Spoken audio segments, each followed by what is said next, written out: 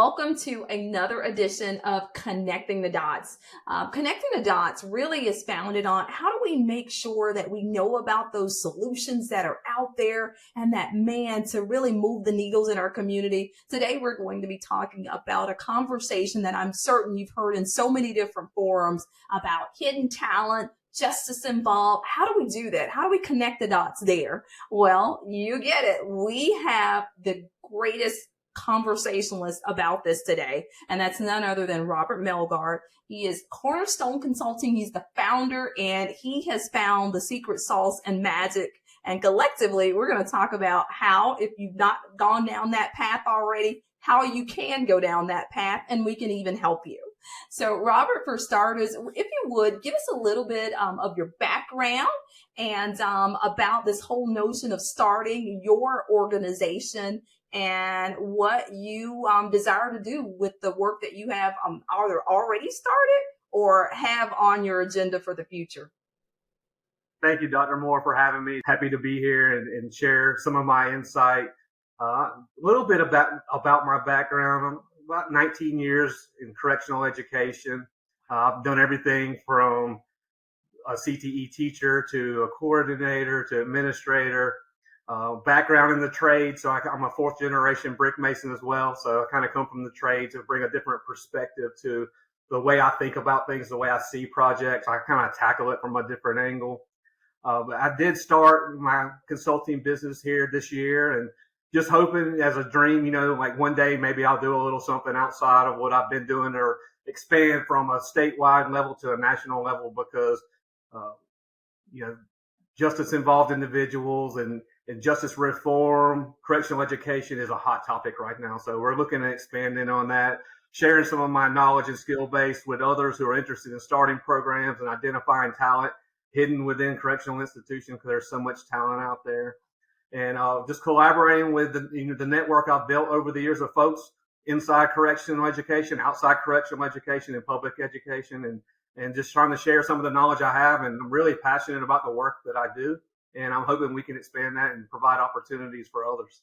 I have no doubt that we'll do just that. I am absolutely aware of your background and the impact that you've had, certainly when I think about the state of Florida. But then I also think about nationally where you are a lead there in collaborating with other state leads about the work that's happening and the work that we could endeavor to do together. And so those of you that are listening, tuning in right now, I'm certain that this is a topic, again, of great conversation because as we see the unemployment rates get lower and lower, you're looking for everybody that can contribute to that workforce and certainly our hidden talent and our skill talent. Might I add that skill talent that Robert's already talked about as part of his background. So we're going to jump into having that conversation, and we would encourage you to explore more about what this collaborative, should you have a desire where you're not able to feel it right there with your partnerships, of how we might be able to meet that need for you.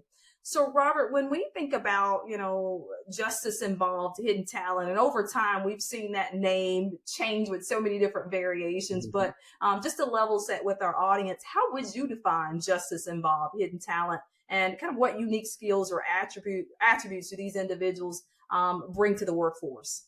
Yeah, first I'd just say correctional education is the best kept secret in the nation.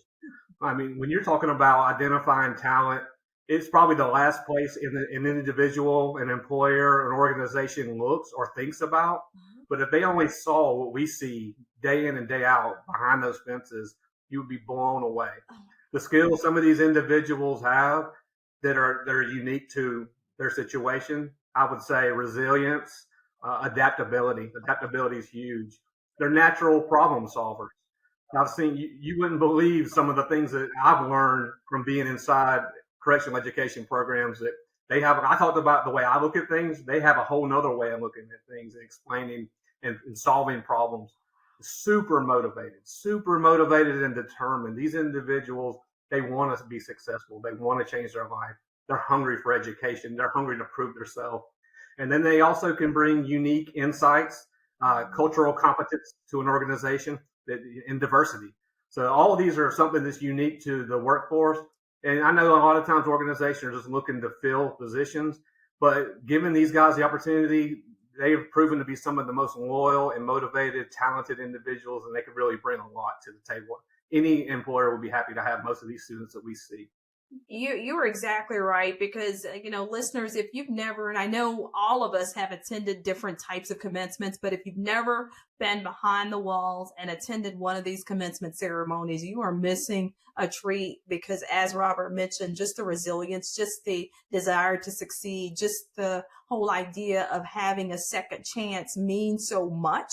And when they land employment, oftentimes what you see, especially when giving an opportunity, they perform at the highest level. So I guess it's a great segue from Robert. In your view, what are some of the primary barriers or challenges that justice involved individuals face when seeking employment? Yeah, there are several. The social stigma surrounding a justice involved individual. They face some discrimination, preconceived notions, just off the top, from the get go. And then if you get down to some of the licensure restrictions or requirements, they could be a barrier there they can't really overcome. Now, there are plenty of initiatives in place to reduce these barriers for justice involved individuals, such as ban the box, setting a time frame where they can't look back so far on a criminal history, and just trying to ease their way back into employment in society. Some of the other, barriers that they may face, there's a technological competence that, sometimes digital literacy could be an issue. We're doing a really good job of integrating technology into correctional education programs, but there's still a long ways to go there. And then outside of, post-release housing, transportation, childcare, all these things make it really difficult for an individual that they may have to face challenges a normal person or an everyday person might not face. Fair chance hiring is huge. If we can, take away, ban the box, things like that, fair chance hiring, having individualized assessments for applications instead of, judge the person on their skill set, not what they've done in their past. And then increasing partnerships with community organizations is crucial. Nonprofits, and they can provide mentorship and a little bit of case management assistance with some of the transportation or housing issues, perhaps, in the first early days of release. All of these things really can play a big part in reducing those barriers. It makes me think about, and listeners, just as a reminder, I had an great opportunity to work with Robert some time ago. And one of those, I think about the experience where an employer had actually set up housing so that he could ensure that his workforce had that barrier removed. So there are lots of creative things that collectively we can share and have you think about when it comes to creating a strategy that looks at moving individuals from incarceration to transitioning into being what I call a dependable worker. And in some cases, we've seen it where they've also turned into a great supervisor as well. So don't count that out. Robert, Absolutely. when, I thought about that one as this, kind of just being creative on the employer side of it, but can you just share some other success stories that come to mind where you have seen where this workforce was effectively kind of tapped into to meet workforce demand? Yeah, I guess the best example is the Florida Masonry Association and then the Florida Masonry Apprentice and Education Foundation. Together, they kind of work together, but they have a long-term relationship with the Florida Department of Corrections well over 2 decades of coming in and supporting programs. And so the model that they have put in place is one that's really we're trying to replicate with other industries. And when the industry comes in and says, how can we tap in? We share this model with them. So some of the things that they've done is they have a dedicated staff, multiple staff members for correctional education. So they're coming in, checking out the program, speaking with the students, getting to know the instructors, bringing employers in, participating in events such like open house events, competitions. So we have industry recognized competitions where the Masonry Association will come in with judges. We'll have a project they'll build and perform. The students will perform right in front of them. And then it not only shows support of the programs, it shows buy-in from the industry, and the students really thrive on that. So knowing that someone from the outside cares. It's really it's a people business. Everything comes down to people. And when you build these relationships pre-release with industry, not only do the students want to go work for these employers, but the employers are dying to get them. Like, no, I really want you to come work for me. I need you right now. So having that dedicated staff, it makes a difference. They're coming in, they're doing pre-release hiring events as an industry, and they're connecting in person as well as through technology. Zoom interviews, believe it or not, are happening inside correctional institutions. And this year alone, they've had several hundred of our students released with pre-release job offers.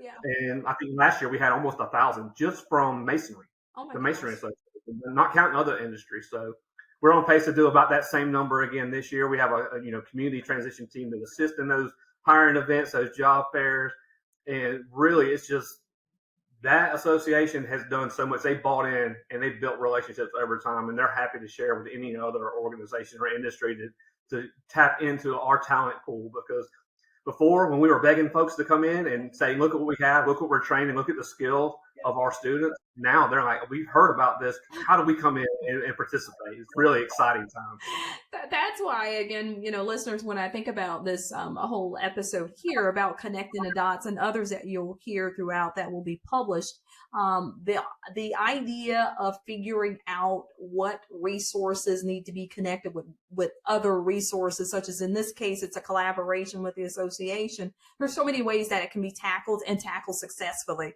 we're saying, don't reinvent the wheel. Really look at the expertise that's here and the experience, and use that as, I call it, a platform and foundation for moving your needle forward in your community. So, Robert, when it comes to the role of education and training programs and preparing justice-involved individuals for employment, how can organizations ensure that these programs are accessible and effective? Really, the skill development is huge for our students. Having the opportunity to participate in programs, having those programs diverse enough to be interesting to a wide population in an institution, or the ability to move individuals around to where those programs are that they're interested in. Our high school program, our GED, high school diploma programs are pretty much everywhere, but our CTE vocational type programs, you can't put every program in every institution, but you can identify those individuals based on their needs assessment, what they're interested in, and get them to the places where those programs are at. So having industry recognized programs, following the Florida Department of Education or Department of Education frameworks within your programs, offering industry recognized credentials that's transferable, stackable, they go across the board. The soft skills. We have soft skills training embedded into all of our programs, including not only the academic programs, but the CTE programs as well. And we don't tell the individual they're learning soft skills. It's we just do it, and they're learning their soft skills. So they're learning to be more effective in the workplace, how to get along with others, all the good stuff. But to ensure effectiveness, we look for qualified instructors first and foremost. Like I said, as a people person, a people business, having the right people influence these individuals and these learners is so crucial. Our students connect with our instructors on a level that's unheard of. Like when they're at an institution, they probably spend more time with their instructors than anyone else, including the officer, security, or what. They build this bond. And when they go home and they're successful, the person they call back is their instructor. They don't call anybody else. They want to, Mr. Melgard, I did this. I got this job. I bought my first car. It's like, it makes me do what I do. I love the success stories. Program evaluations, we're constantly evaluating our programs for effectiveness with site visits, with industry folks coming in and assessing our programs to make sure that we align to the industry needs. The things are ever changing, as you know.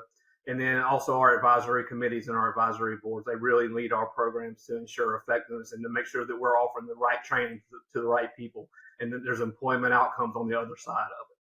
I love that. One thing that I will also want to make sure that listeners are a part of. So strong background and making sure not only in creating the program, but as you mentioned, you've also been an instructor and led that as well. But I think about the industry recognized certifications, the fact that those are an integral part of what has been created through your work and certainly through the work that we could collaborate on with others, but making sure that it translates directly into what employers are looking for and that they are ready day one. So I know you're very familiar with that. I probably can't even count the number of credentials probably that you all are seeing processed each year. But is Yeah, that something as well that employers are saying to you? Has been your experience, Robert? That they are. Yeah, so it's really the big push in the trend, as you know, coming from post secondary education, that it's not so much the degree, it's the credential. It's not what you know on paper. It's what can you do, what can you show me, and we are constantly looking for the credentials that align to the programs, industry recognized credentials, stackable credentials to make a person more employable, to make them they have a career path for a career advancement, not only just a job but an actual career. And so it's been fun, and our workload has tremendously increased, but our credentials have gone up. If you look at the chart on the 10-year trend, what we offered just 10 years ago to now, I mean, I'm sure it's 5 times, 6 times yeah. more credentials annually that we're producing. And I love that because I want for the listeners to get an understanding of the possibilities that are out there, that when you look at ways to engage all of your potential workforce and creating that talent pipeline, that you don't exclude this group. This is an actually big group that you need to think about, and how you do that is through collaboration and setting up programs and structures. So again, this is something that you should be thinking about as part of your workforce development and economic development plans. Robert, when it comes to organizations collaborating, how can they, work with entities, whether it's state or whether it's local reentry programs, to support the successful employment of justice involved individuals? What have you seen across the state? And I also know that you've done some national work and engagement as well. Yeah, joining up with community organizations that provide reentry services is crucial. Gaining an understanding of what an individual is going through, understanding their time that they spent with incarcerated. It was a beneficial time for our students, the ones that I deal with, and um, really, it's just providing the opportunity, understanding their situation, developing mentorship programs, perhaps. All of these things are crucial. Getting to know the individual before release, so they're not just a name coming across the board or an application. When I say getting involved with our advisory committee, that's a huge thing. Like if you can get involved as an advisor with any industry, because we have an advisory committee for every one of our trades that are offered, and we're always looking to connect employers who are interested to our students. So I'd say really it's just the community, becoming a part of the community, really, and understanding that these folks are coming home regardless. Right. So why not provide opportunity for employment to become they're making themselves a better person, a better member of your community, not only just as a tax-paying person, but just as a better father, a better family person, and really to meet the needs. Our employers are struggling across the board for skilled labor, and we can fill that void. Yeah. They just need the opportunity. I love that because, again, we all play a role, and we all, oftentimes you hear the conversation about recidivism and, man, I wish, putting our tax dollars to work. Well, here is an opportunity where you could build on the fact that these individuals are already trained and skilled. They just need an opportunity to be slotted with. So please do take that into consideration, that it's not just, a one-off, and that there's training being offered behind the walls. It's what happens and the benefit that can be gained from that when there's an opportunity presented. And some of those, when I talk about gain, but there are also some incentives. What are the incentives or support systems that organizations put in place to assist employers? And I always, I call it, the carrot that exists for employers who choose to hire from this potential pipeline. Yeah, there's financial incentives, tax credits, the work opportunity tax credit, federal bonding to ensure that you're protected the first 6 months if you hire someone who's justice involved. There's training development programs that an organization can put in place to ensure success. Mentorship programs, sharing success stories is huge.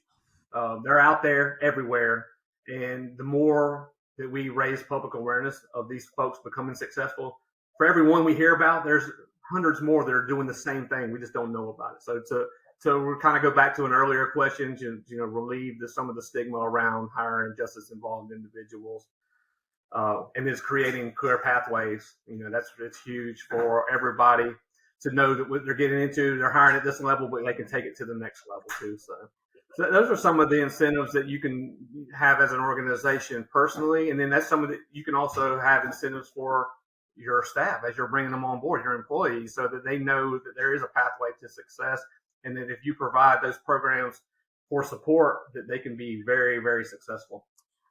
I love that, and it makes me think about with our partners such as the WIOA boards, the workforce boards across the country, where the federal bonding workshops are offered, and then the letter once there's an offer of hire. And you mentioned 6 months, but there is an opportunity to even extend that. So really, employers being mindful and knowing that these services are out there. I know in my times of working with employers, oh my gosh, number of years, when I'd share with them about, hey, here's an opportunity that not only are you getting great talent, but you'll also get this added benefit. And they're like, well, I haven't heard of that. So I want to make sure that listeners, that you are aware of that there is the added benefit, the value add, that if you do choose to be a second chance, an opportunity employer, that there are other benefits that you can certainly consider taking advantage of.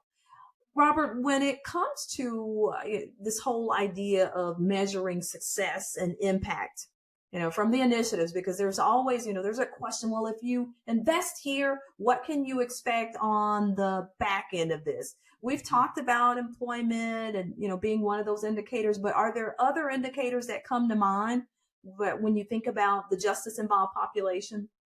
Yeah, I mean, the employment rate is obvious. That's the first thing, increase the employment rate. Retention rate is something we try to measure, the retention rate, not only getting the job, but keeping the job. So we're super interested in that number. Wage growth is something that we want to look at, because we want to show that we're not only offering jobs, but we're offering opportunities for advancement. So wage growth is one of those indicators. Recidivism rate. So recidivism rate is something we measure. It takes a little longer to measure recidivism. I know we typically go on like 3-year cycles, but you can go as an employer or as a local community, you can measure that in real time almost. When you hear of things like so-and-so's been out, they've been employed here for 9 months, they've been employed here a year and a half, they're doing well. We can track skill development to see what an employee has done since they've come on board. Have they taken the initiative to advance their career, to gain more credentials, to stack those credentials and put that to use to get a promotion perhaps. And then the community impact is something that you can measure. It's kind of hard to measure community impact individually, but reduction in crime, and then an increase in the tax revenue for your community. I mean, that's obvious. And then just filling the labor shortage, really. Oh my goodness. So many great reasons. And also for those that may be, as you're spread throughout the nation. And I know that we've even picked up some global listeners as well, and thinking about, how would I respond to that if I were to be the second chance employer? If we were to stand up a second chance initiative, what would it look like? How would you be responsive with some return on investment types of measures? And here again are just examples of what those indicators can be. And we hope that you will move in that direction of making sure that every individual that wants and has a desire to contribute in your community, they have the ability to do that. And Robert, it's so interesting that this conversation is one that you and I both love, but we've reached the last question. And the last question is that, looking ahead, what are some potential trends or developments in this area that we should be mindful of when it comes to strategies that, organizations might want to engage when it comes to supporting justice involved individuals? What's out there on the horizon? Yeah, really, right now, the increased use of technology, increasing accessibility to our population is huge. And that's something that we're going to tap into and lean on to assist in employment opportunities, training opportunities. We now have the ability to Zoom in virtual instruction to some of our students, depending on the program. Now, in career and technical education, that's a little bit tricky sometimes, but for our technical hands-on trades, we'll still have our hands-on instructors in there. But for subject matter experts, guest lecturers, the use of technology has been huge. And then drawing in people from all over the state to hear the message from one instructor or one subject matter expert has been big on us. Additionally, the increased focus on rehabilitation and reintegration initiatives that's going to be really big for us. I mean, we've already seen it over the last several years. The funding is available out there. People don't sometimes they don't know how to tap into that funding to start and have successful programs, but that's something that we can help you with and help you focus on and get your programs up and running. The expansion of second chance programs in general is it's a hot topic right now nationally. So we're seeing a lot more motivated legislatures in different states. And how can we spend the money effectively? How can we increase our return on investment? And we know that training is key to that. Training shows the highest reduction of recidivism. And these folks, they don't come back when they come to our programs. They're trained and they're motivated. We talk about the skills they possess. They go out and they're successful. And we should share those success stories, and that opens the door for the next person.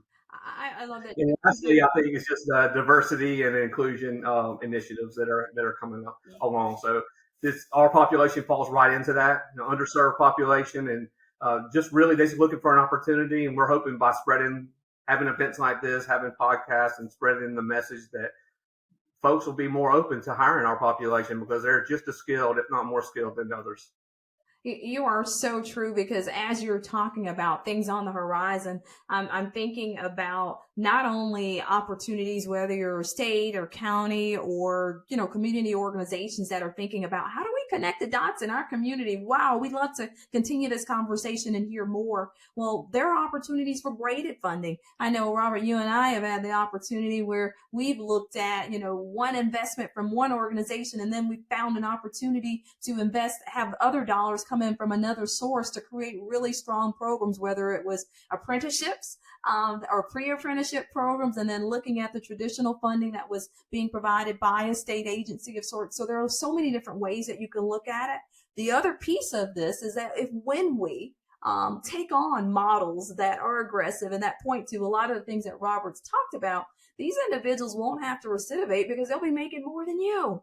That's the thing. I mean, they are being trained for occupations where their wages really, and some of them can even reach the 6-figure number.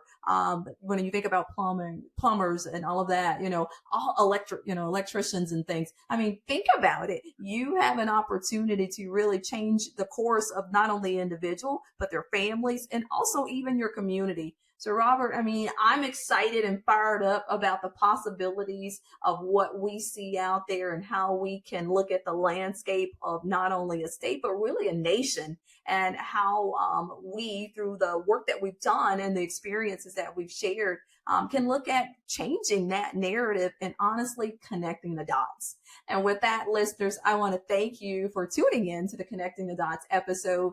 There will, of course, be other Connecting the Dots episodes, but the great thing about this one is that you have to act, and we're looking forward to you acting. Stay tuned until the next one. Bye-bye.